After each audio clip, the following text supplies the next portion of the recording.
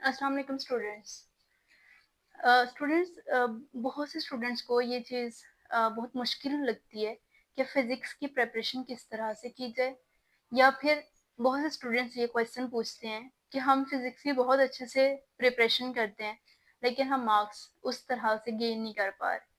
तो आज मैं कुछ आप लोगों के साथ अपना एक्सपीरियंस शेयर करूँगी, जिसमें मैं आप लोगों से ये शेयर करूँगी कि किस तरह से फ़िज़िक्स को प्रिपेयर किया जाता है, या किस तरह से उसके क्वेश्चंस को माइंड में रखा जाएगा, ठीक है? या उसको स्टोर किया जा सकता है, ठीक है?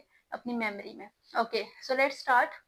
स्टूडेंट, सबसे पहले जो आपकी अपने सब्जेक्ट्स के साथ एक कंसिस्टेंसी और कमिटमेंट होनी बहुत ज़रूरी। यहाँ पे दो मैं वर्ड यूज कर रही हूँ, एक कंसिस्टेंसी और दूसरी कमिटमेंट। जब आप अपने सब्जेक्ट्स को जब आप अपने सब्जेक्ट्स के साथ कमिटमेंट कर लेते हैं कि मैं आपको डेली थोड़ा थोड़ा टाइम दूंगी या दूंगा, ठीक है, तो उससे क्या होगा कि आप एक रेगुलर रूटीन में आ जाते हैं, ठीक है। ये मतलब नहीं है कमिटमेंट का कि संडे को बैठे और 5 घंटे की फिजिक्स पढ़ ली और उसके बाद पूरा वीक जो है वो फिजिक्स को हाथ तक भी ना लगाया, ठीक है। तो ऐसे स्टूडेंट्स क्या होगा कि जो आपके 5 घंटे के बने कॉन्सेप्ट्स होंगे वो नेक्स्ट 6 डेज में बिल्कुल एम्प्टी हो जाएगा आपका मेमोरी, ठीक है।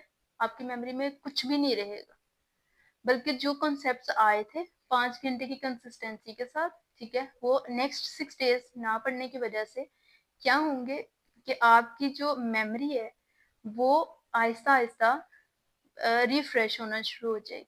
मीन्स के वो उसमें और न्यू चीजें आना शुरू हो जाएंगी और जो कॉन्सेप्ट है वो आहिस्ता आहिस्ता गायब होना शुरू हो जाएंगे या फिर इरेज होना स्टार्ट हो जाएंगे। एक तो पहली बात ये है कि आपकी कंसिस्टेंसी और कमिटमेंट बहुत जरूरी है। डेली का 2 घंटे या 1 घंटे मस्ट दें अपनी फिजिक्स को, ताकि आपके डेली के जो कॉन्सेप्ट्स हैं वो रिफ्रेश होते जाएं आपके माइंड में।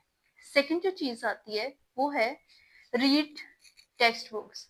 जब आप टेक्स्ट बुक देखते हैं, क्योंकि जो लेक्चरर होते हैं वो क्या करते हैं, वो जस्ट मेन कॉन्सेप्ट डिलीवर कर रहे होते हैं, जबकि आपकी टेक्स्ट बुक जो है वो इट्स सेल्फ आप प्रोफेसर है, ठीक है। वो आपको वो चीजें डिलीवर करती है जो आपको लेक्चरर डिलीवर नहीं कर पा रहे होते। सो अपनी टेक्स्ट बुक को जरूर रीड करें और उसको हाईलाइट करें, जो उसमें आपके की पॉइंट्स हैं उसको हाईलाइट करें। की पॉइंट्स से रिलेटेड मैं आपको नेक्स्ट स्टेप में बताऊंगी कि आप किस तरह से अपना जो पेपर है उसको अच्छा बना के, उसको रिप्रेजेंटेटिव वे में बना के आप अच्छे मार्क्स गेन कर सकते हैं, ठीक है। ओके, नेक्स्ट है prepare your next day lecture. Class में जाने से पहले मैंने बहुत से स्टूडेंट्स इस तरह के देखे हैं जो नेक्स्ट डे क्लास में आते हैं और उन्हें प्रीवियस ही कुछ नहीं आ रहा होता, जो प्रीवियस की क्लासेस हुई होती हैं जो उन्होंने बाकायदा से अटेंड की होती हैं। तो स्टूडेंट्स, ये बहुत ज़रूरी है कि आप जब भी नेक्स्ट क्लास में जाएं तो आपका जो लास्ट लेक्चर आपने लिया है वो भी प्रिपेयर होना चाहिए, और नेक्स्ट डे जो लेक्चर होना है उसके बारे में भी आपकी गिरफ्त होनी चाहिए।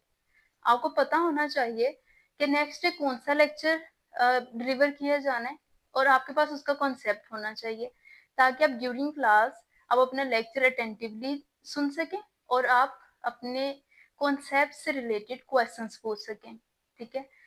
ओके, जो नेक्स्ट है वो है attend class regularly. Daily class attend करें, कभी भी बंक ना करें क्लास। उससे क्या होता है कि हो सकता है उस दिन बहुत इंपॉर्टेंट लेक्चर हो सकता है उस दिन जो आपका लेक्चरर है या फिर आपकी क्लास टीचर है वो आपको कुछ न्यू पढ़ाने की तैयारी में आई हो। तो जब आप क्लास को मिस कर देते हैं उससे क्या होता है, आपका अपना लॉस होता है। आप यूं समझे कि आप 2 से 3 लेक्चर्स पीछे चले जाते हैं आगे जाने की बजाय, ठीक है। तो इसलिए डेली का लेक्चर लें अटेंटिवली और डेली की क्लास अटेंड करें। Solve daily works at home. बहुत से स्टूडेंट्स ये कंप्लेन करते हैं कि हम फिजिक्स के न्यूमेरिकल्स को किस तरह से सॉल्व करें। तो उसके लिए स्टूडेंट्स क्या करना चाहिए कि जो डेली का आपको काम दिया जाता है उसे एटलीस्ट एक दफा अपने हाथ से जरूर गुजारें। उसके नोट्स बनाएं, शॉर्ट नोट्स रखें, शॉर्ट शॉर्ट जो नोट पैड होते हैं उनके ऊपर अपने नोट्स बनाएं। स्टिकी नोट्स के ऊपर लिख लें कि ये चीज़ मुझे कॉम्प्लिकेट कर रही है, मैंने ये नेक्स्ट डे क्लास में जाके अपनी क्लास टीचर से ये चीज़ पूछनी है या फिर अपने लेक्चरर से ये चीज़ पूछनी है, डिस्कस करनी है उनसे, ठीक है। अपने डेली के जो कॉन्सेप्ट्स हैं उन्हें डेली बेस के ऊपर जो है उसे रिवाइज करते जाएं, अपनी प्रॉब्लम्स को लिखते जाएं कि कौन कौन सी आपको प्रॉब्लम्स हैं, कहाँ पे आ रही हैं। और डेली न्यूमेरिकल्स का ये है कि न्यूमेरिकल्स को किस तरह, न्यूमेरिकल्स को रट्टा तो नहीं लगाया जा सकता, जस्ट उसका ये है कि जो डेली का लेक्चर होता है उसमें एक टॉपिक कवर करवाया जाता है, तो उसके अंदर जितने भी फॉर्मूलाज हैं वो आपको प्रिपेयर होने चाहिए, ठीक है। और जो न्यूमेरिकल है वो बेस कर रहा होता है फॉर्मूलाज पे, ठीक है। हेल्प सोशल वेबसाइट्स, अगर आपको कहीं से कोई समझ नहीं आ रही, आपके लिए कुछ जो है वो एक कॉम्प्लिकेशन क्रिएट कर रहा है या फिर कॉम्प्लिकेटेड होता जा रहा है, so you go to your relevant website and help from there, ठीक है। इससे क्या होगा, इससे आपका नॉलेज इंक्रीज करेगा, आपकी अपने सब्जेक्ट के ऊपर ग्रिप ज्यादा होगी, आपके सारे कॉन्सेप्ट्स क्लियर होंगे, और जितनी आपको मुश्किलात का सामना करना पड़ रहा है, ठीक है, आहिस्ता आहिस्ता क्या होता जाएगा कि वो आपकी सॉल्व होती जाएंगी। ओके स्टूडेंट्स, नेक्स्ट हम आते हैं, एक बहुत इंपॉर्टेंट क्वेश्चन है स्टूडेंट्स की तरफ से, वो ये होता है कि how to solve short questions in paper, क्योंकि स्टूडेंट्स शॉर्ट क्वेश्चन में मोस्टली क्या पूछा जाता है, जैसे for example define torque, student क्या करता है, जस्ट ये लिखा हुआ है, स्टूडेंट कहता है अच्छा सिर्फ डिफाइन पूछिए, तो वो यहाँ पे क्या लिख देता है,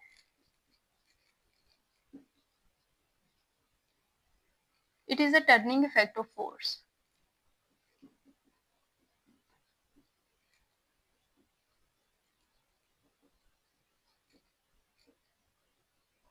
it is a turning effect of force, बस, ठीक है। उसके बाद आगे कुछ भी नहीं लिखता, जबकि ऐसा नहीं है। जब भी आपसे स्टूडेंट्स डिफाइन पूछी जाए, इसका मतलब है कि आपने इस फॉर्मूला के ऊपर चलना है।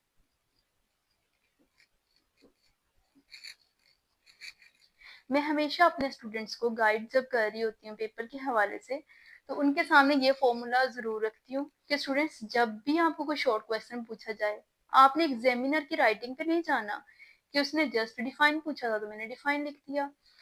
जब भी अगर वो आपसे डिफाइन पूछता है, आपने सबसे पहले वहां पे डेफिनेशन, सबसे ऊपर डेफिनेशन लिखनी है, उसके बाद उसकी रिप्रेजेंटेशन, ठीक है, उसके बाद उसका फॉर्मूला,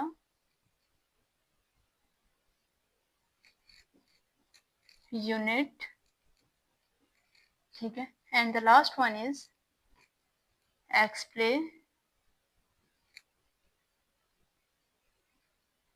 एक्सप्लेनेशन, ठीक है। देन वो आपको 2 मार्क्स देता है, 2 मार्क्स का शॉर्ट क्वेश्चन होता है। इन 5 चीजों को देखकर देन एग्जामिनर आपसे इम्प्रेस होगा और देन आपको वो फुल मार्क्स देता है। जैसे उसने आपसे पूछा डिफाइन टॉर्क, सबको पता है it is the turning effect of a force that is called the torque. अब इसका फॉर्मूला क्या है, सबसे पहले इसकी रिप्रेजेंटेशन लिखी, ठीक है। टर्निंग इफेक्ट किस तरह से हुआ,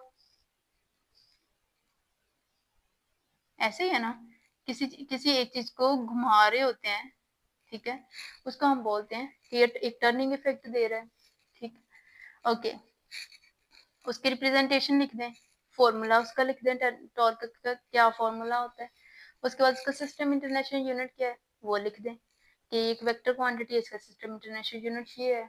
उसके बाद उसकी सम हाउ एक्सप्लेनेशन, एक्सप्लेनेशन में आपने क्या लिखना है, शॉर्ट क्वेश्चन के रिप्रेजेंट से मैं बता रही हूँ, आपने वहां पे क्या लिखना है एक्सप्लेनेशन में, उसकी कुछ एग्जांपल्स दे देनी है, ठीक है, या फिर उसको थोड़ा सा एक्सप्लेन कर देना है कि अगर हम किसी नट की मदद से किसी भी चीज को घुमाते हैं तो उसके ऊपर एक फोर्स अप्लाई की जाती है। मैं टॉर्क के रिस्पेक्ट से आप लोगों को एक एग्जांपल दे रही हूँ, ठीक है। आपने कहना है कि जब हम किसी नट के साथ एक या फिर किसी नट को घुमाते हैं हाथ के साथ, तो इसका मतलब है कि हाथ जो है वो फोर्स लगा रहा है नट के ऊपर, ठीक है, जिसका आर क्रॉस एफ, मतलब इसका फॉर्मूला क्या होता है, torque is equal to R cross F. फिर आपने आर की बता देनी कि आर की डायरेक्शन क्या है और फोर्स की क्या डायरेक्शन है, ये इसकी एक्सप्लेनेशन है। तो स्टूडेंट्स जब कुछ ट्रिक्स होती हैं पेपर सॉल्व करने की, जब आप इस ट्रिक्स को फॉलो करेंगे तो इंशाल्लाह आप लोगों को इसका 100% रिजल्ट मिलेगा। ठीक है, अगर कोई आप लोगों को कंफ्यूजन हो तो आप लोग कमेंट सेक्शन में जाके कमेंट कर सकते हैं, ताकि मैं आप लोगों की कंफ्यूजन को दूर कर सकूं, सॉल्व कर सकूं। ठीक है, तो होपफुली कि आपको ये ट्रिक्स मेरी समझ आई होगी। आज आज के लिए दें इजाजत, कल मिलते हैं एक न्यू लेक्चर के साथ। अल्लाह हाफिज।